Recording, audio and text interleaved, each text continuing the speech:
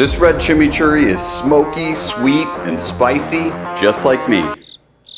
Okay, probably not. This version of chimichurri is kicked up with red bell pepper, chipotle, paprika, and chili flakes for a deeper, smokier, savory bite.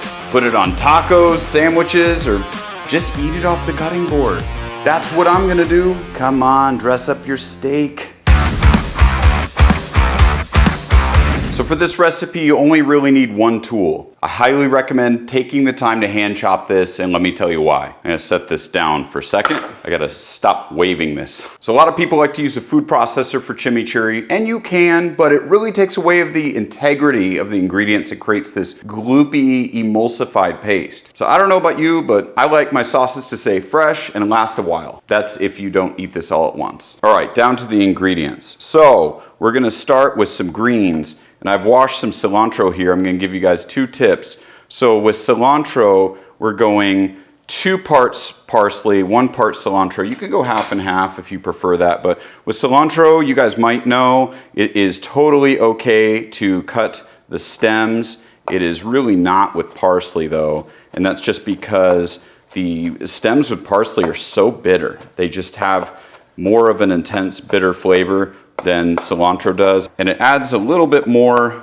nice texture to this chimichurri. Those of you that are new to chopping, it's really easy to be able just to put your hand on the back, rock the blade back and forth. All right, next up is parsley, and don't forget to wash your herbs. I accidentally found a dried spider in my parsley. So like I said, make sure that you remove the leaves off of the stems before you go ahead and chop them up for this recipe. You might notice I'm using flat leaf parsley. This one just has a better texture in my opinion, and it's not quite as bitter as that curly parsley. So again, this is 1 cup parsley, and then I did half a cup chopped cilantro. All right, I'm gonna set this aside for right now because we're gonna start chopping up some untraditional ingredients. And by that, I mean, it's not really that classic green chimichurri recipe that you're probably used to seeing. This is a variation of it that is used down in South America, but it's just not as common. And I think, in my opinion, it's better. I know those are bold words to say, but I think the sweet roasted red bell pepper right here counteracts a lot of those bitter flavors that you'd normally get with the parsley and herbs. And then we've got some chopped chipotle in a minute that I'll use as well. All right, so I'm gonna go ahead and just use half of this shallot. The recipe calls for 2 tablespoons, but I like a little bit extra in mine. Make sure you mince this fine. You definitely don't want to get a giant chunk of shallot in your bite. All right, so last part of the prep, we just need a few cloves of garlic. I've got 4. I would say use your judgment. And I'm gonna be using my garlic press that I always use. Everybody asks about it. I'm gonna link it in the description below, along with other accessories that I use. This is so easy to just press garlic through. And if you've been on this channel, you've seen me do this a number of times.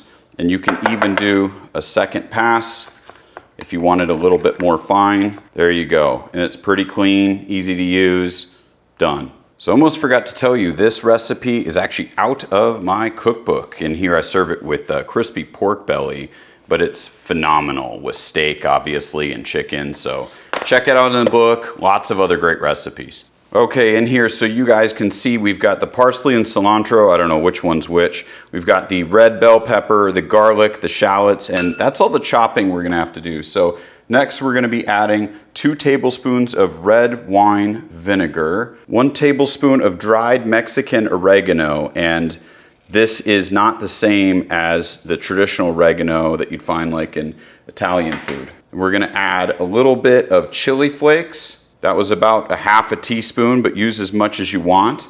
We're also gonna do a tablespoon of smoked paprika. This is kind of what builds some of that smoky flavor in addition to the next ingredient, which is chipotle in adobo. So the chipotle in adobo, I have gone ahead and minced this because I wanted it to be a fine texture.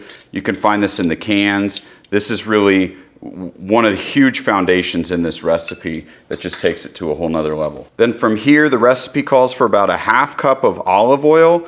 And what I do is I stir it in and kind of mix it around in here because I want to kind of emulsify the sauce just a little bit. And you know, use your judgment on how much olive oil. The half a cup is really a minimum to kind of get this going. Add a little bit of salt. I'm just using some kosher salt so we have some more texture. Works really well. And then some fresh cracked black pepper, if I can crack it here. There we go.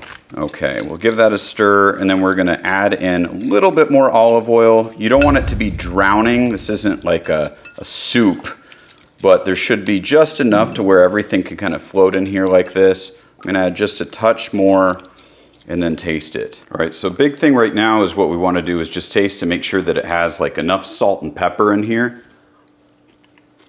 So I'm gonna add a little bit more salt and then just give this a stir in. Should have used a tasting spoon. Now I almost contaminated it, but I have more than one fork. So I'm gonna wrap this up and then we're gonna make some steak. All right, it's been a couple hours. I'm getting kind of hungry, so I have this awesome steak here. This is an Argentinian Angus cut. This is outside skirt, probably one of my favorite cuts, and it goes perfect with chimichurri. Gonna get this pat down a little bit, and we'll check to see if I need to trim anything off. Oh, there's 2 in here. Bonus. Bonus steak. I'll never complain about that. I just didn't realize there were 2. By the way, if you're curious where I got this cut, I'll link it in the description below. So I'm just pulling off a little bit of this silver skin on the back here just to kind of trim it up. It's nice because it kind of just pulls right off. I had to open a brand new bottle of Canyon Crust, my beef seasoning.